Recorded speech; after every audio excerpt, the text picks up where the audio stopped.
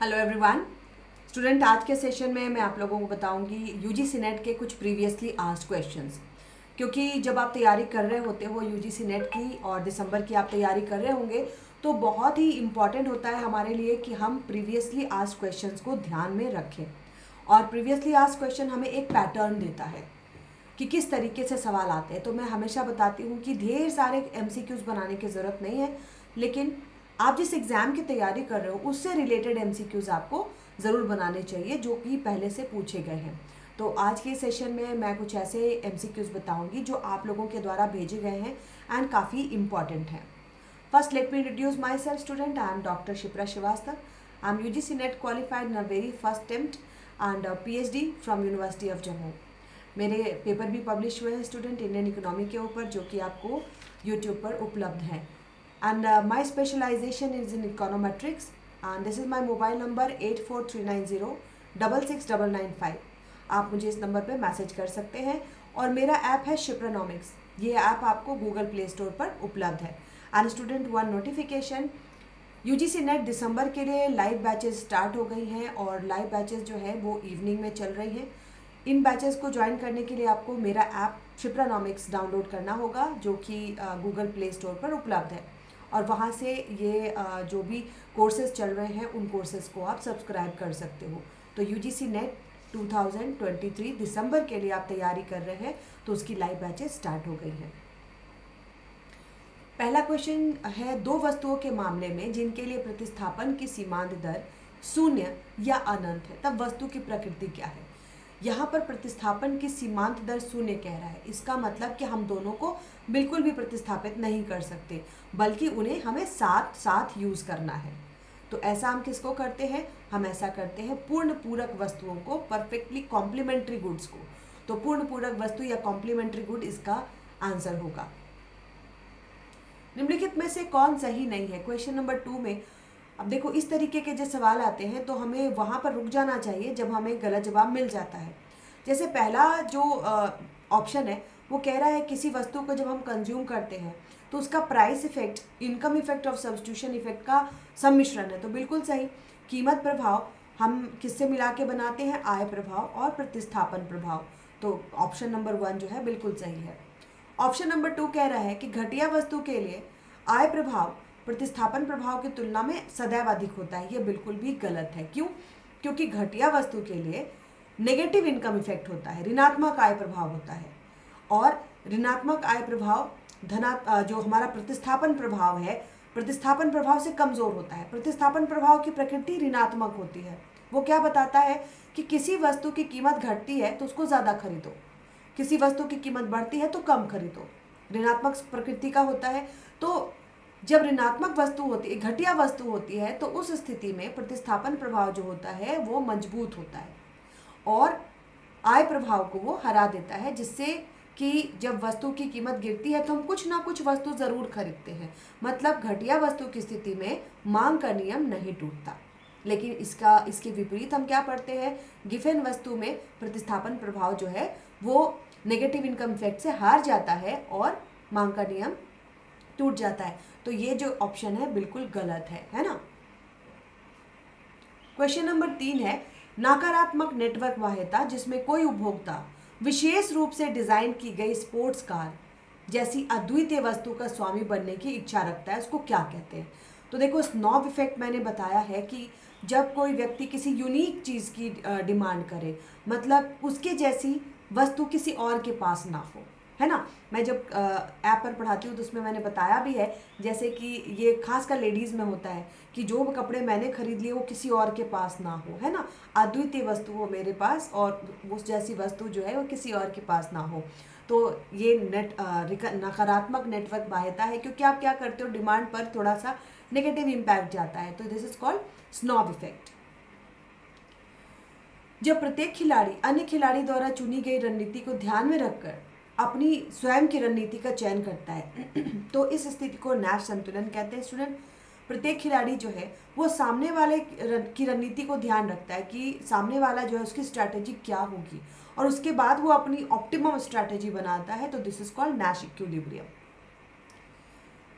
अच्छा, ये जो क्वेश्चन है स्टूडेंट, ये बहुत ही सिंपल सा सवाल है और ये वाला सवाल जो जब भी आता है कि लाभ अधिकतम स्तर, उत्पादन का वो स्तर प्राप्त करें जिस पर लाभ जो है वो अधिकतम होगा। तो इस क्वेश्चन को बनाने के लिए मैंने क्लासेस में भी बताया है कि हमेशा MR बराबर MC को यूज़ करें। ठीक है, तो देखो इसको इस तरीके से बनाते हैं। सबसे पहले देखो यहाँ पर आपको टोटल कॉस्ट दिया हुआ है, ठीक है, और यहाँ पर आपको क्वांटिटी दी गई है। तो सबसे पहले आपको क्या करना होगा, आपको MR बराबर MC को बनाना होगा। ठीक है, MR निकालने के लिए हमें क्या, MR मतलब सीमांत आय है ना, मार्जिनल रेवेन्यू। इसको बनाने के लिए हमें सबसे पहले टोटल रेवेन्यू निकालना होता है। टोटल रेवेन्यू का फॉर्मूला होता है प्राइस इनटू क्वांटिटी। अब यहाँ पर देखो आपको Q is equal to 100 minus P दिया है, मतलब सबसे पहले आपको इसको चेंज करना पड़ेगा किसके रेस्पेक्ट में, P के रेस्पेक्ट में, है ना। तो यहाँ पर आपको क्या लिखना पड़ेगा, यहाँ पर आपको पहले P के रेस्पेक्ट में इसको करोगे तो P is equal to 100 minus Q। अब इसको आप मल्टीप्लाई कर दो Q से, तो ये हो जाएगा 100Q माइनस Q स्क्वायर। ठीक है, अब इसका मार्जिनल रेवेन्यू निकालेंगे। तो मार्जिनल रेवेन्यू निकालने के लिए हम क्या करते हैं, डिफरेंशिएट करते हैं। और डिफरेंशिएशन का फॉर्मूला मैंने हमेशा बताया है कि जब a इंटू XN रहता है तो a into NX N minus 1 हो जाता है ना।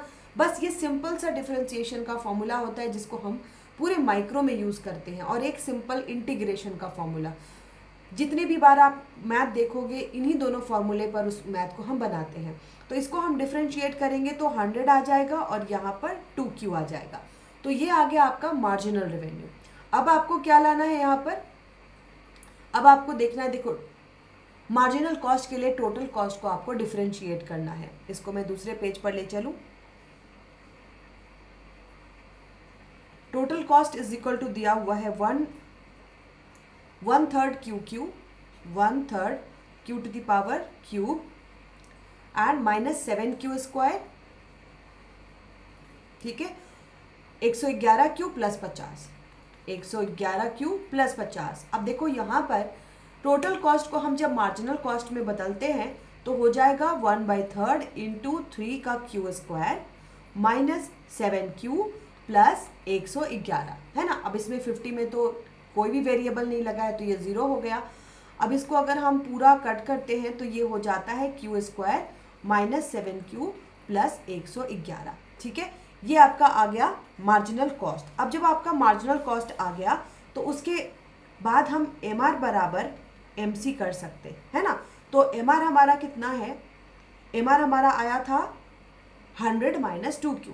तो पहले हम लिख लेंगे 100 माइनस 2Q। ठीक है, उसके बाद कर दो Q square minus 7Q plus 111। अब इसको पहले हम सॉल्व करेंगे इस पूरे इक्वेशन को। तो क्या आ जाएगा, Q स्क्वायर माइनस 2Q है और इधर क्या है 7Q है ना। अच्छा, ये 7Q नहीं होगा, यहाँ पर 7 इंटू 2 हो जाएगा। इसको थोड़ा सा मैं ठीक कर लूँ, ये 14Q आएगा, है ना, क्योंकि AXN पर हम तोड़ेंगे तो 14Q आएगा। ठीक है, तभी यहाँ पर गुणनफल जो है, जब यहाँ से स्टेपिंग होगी तो गुणनफल नीचे आ जाएगा। 14Q इसको हम कर दें,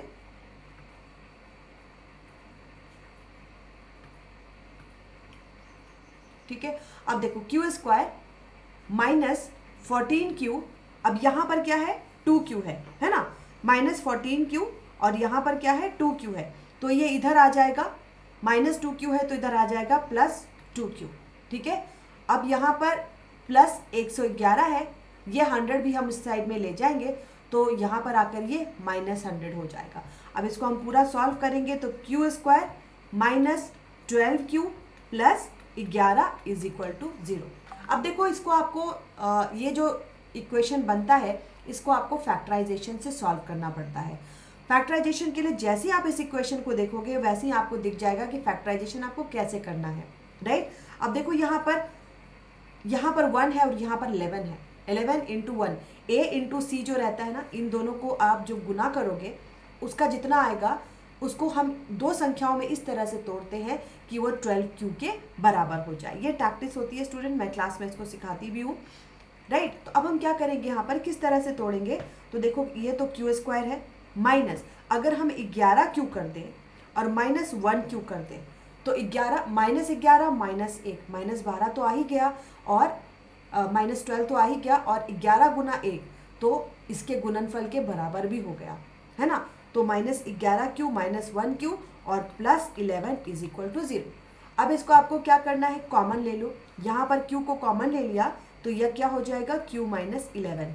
ठीक है, इनको जब आप गुणनफल करोगे तो q² - 11q आपको आ जाता है।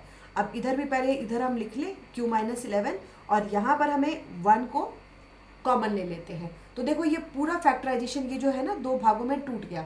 अब यहाँ पर क्या आएगा, आपको q = 11 आएगा और q = जो है ये 1 आ जाएगा। ठीक है, तो ये 2 अमाउंट आने पर आपको यहाँ पर जो ऑप्शन दिया गया है, तो देखो 11 ऑप्शन है, तो इसको तो फटाफट आप टिक कर लो, है ना। और इसके बाद जो है इस 11 और 1 इनको हमें इसमें डाल कर करके सेकेंड डिफरेंशियल देखना पड़ता है। सेकेंड डिफरेंशियल किसके लिए हम देखते हैं, यहाँ कहा गया फर्म का अधिकतम लाभ, अधिकतम मैक्सिमाइज करने के लिए, है ना। सेकेंड हम डिफरेंशियल निकालते हैं, मैक्सिमाइज करने के लिए सेकेंड डिफरेंशियल निकालने के बाद आप जो ये वाला आपका आया था q² -11q -12q + 11, तो इसको आप दोबारा से डिफरेंशिएट करोगे, q² -12q + 11 = 0। इसको हम दोबारा से डिफरेंशिएट करेंगे तो आ जाएगा 2q - 12, है ना, बराबर 0। अब इसमें q का वैल्यू आप जब पुट करोगे तो आपको इसका आंसर आ जाएगा, और इसका आंसर आएगा 111 1/3। तो ये जो है स्टूडेंट, आपको इस तरह के मैथ आते रहते हैं और ये मैथ काफ़ी इंपॉर्टेंट होता है। तो इसके लिए मैं एक चीज़ आपको बता दूं कि ये जो आपका कैलकुलस है या जो आपका अवकलन का फॉर्मूला है, ये फॉर्मूला आपको अच्छे से लर्न होना चाहिए, और लर्न करने के लिए इस पर आपको प्रैक्टिस की ज़रूरत है ना। इस पर आपको प्रैक्टिस की ज़रूरत है, बार बार इस पर मैथ बनाइए, क्योंकि मैंने हमेशा देखा है मेरे पास जितने भी स्टूडेंट आते हैं सभी इस फॉर्मूले में बहुत परेशान होते हैं कि मैम अवकलन नहीं बनता, जबकि बिलीव में ये बहुत ही सिंपल सा फॉर्मूला है। और इस फॉर्मूले को जैसे आप बिठाते हैं तो 1-2 तो सिंपल वाले होते हैं, वो बन ही जाते हैं। देखो जैसे q पर q है ना, इसको मैं थोड़ा सा समझा दूँ। ax_n होता है तो a_nx n-1 इस तरह से ले जाते हैं। अगर मान लो यहाँ पर लिखा हुआ है 3 × q पर क्यूब, तो हम कैसे तोड़ेंगे, यहाँ पर 3 तो लिखा जाएगा, है ना, × 3 और q पर n-1, तो बहुत ही सिंपल होता है। यहाँ पर क्या हो जाएगा, यहाँ पर आपका हो जाएगा 9q²। तो अवकलन पर प्रैक्टिस रखिए, जिससे कि यूजीसी नेट में जब भी ऐसे सवाल आते हैं आप उसको बना सकें। समान अपेक्षित मूल्य वाली जोखिम आय की तुलना में किसी निश्चित आय को वरीयता देने वाले को तो इसको हम कहते हैं रिस्क अवर्टर, जो लोग रिस्क नहीं उठाना चाहते, है ना, किसी निश्चित आय को वो प्रेफरेंस देते हैं। तो यहाँ पर जोखिम अनिच्छुक या फिर रिस्क अवर्टर।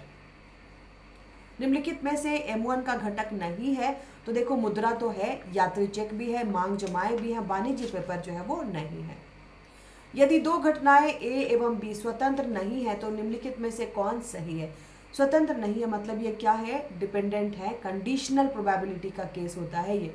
जब कंडीशनल प्रोबेबिलिटी होता है, अगर P A इंटरसेक्शन B होता है तो सबसे पहले हम लिखते हैं कि कोई घटना A जो घट रही है, ठीक है, और दूसरी घटना को हम कहते हैं कि पहली घटना घट चुकी है और दूसरी घटना उस पर आश्रित है। तो यहाँ पर हम क्या लिखेंगे, B/A। यहाँ पर ऊपर में जो लिखते हैं इसका मतलब क्या है, ये घटने वाला है, और नीचे जो लिखते हैं जो डिनोमिनेटर में होता है उसका मतलब होता है वो घटना घट चुकी है ना। तो एक जो प्रोबेबिलिटी A है, कोई जो इवेंट A है वो घट चुका है और कोई दूसरा इवेंट B जो है वो उस पर आश्रित है।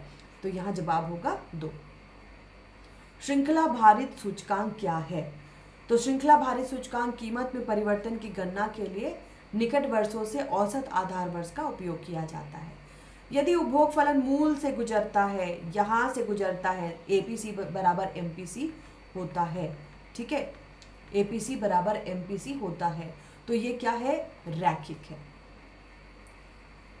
उत्पादक अधिशेष ज्ञात कीजिए, कंज्यूमर सरप्लस। मैंने जैसा बताया था केवल 2 ही चीज़ें हैं जो आपको माइक्रो में काम देती हैं, डिफरेंशिएशन एंड इंटीग्रेशन। तो ये इंटीग्रेशन का मैथ है। जब भी ऐसा मैथ आता है सबसे पहले price demanded is equal to price supplied कर लीजिए। और ये जो क्वेश्चन है बिल्कुल उसी बुक से उठा के पूछा गया है जिस बुक से मैं पढ़ाती हूँ। मैं तो 2-3 बुक से पढ़ाती हूँ स्टूडेंट, और चियांग की बुक भी है, गार्डनर एक्ले की बुक से भी पढ़ाती हूँ, एंड मेहता मदनानी की बुक से भी पढ़ाती हूँ। तो ये बिल्कुल बुक से उठा करके दिया गया सवाल है। इसको हम क्या करते हैं, 3x² माइनस 20x प्लस 5 ये कर लिया। अब इसको आप 15 प्लस 9x, ठीक है। अब इसको आपको क्या करना है, जब आपने डिमांड बराबर सप्लाई कर दिया तब आपको क्या होगा, इक्विलिब्रियम पर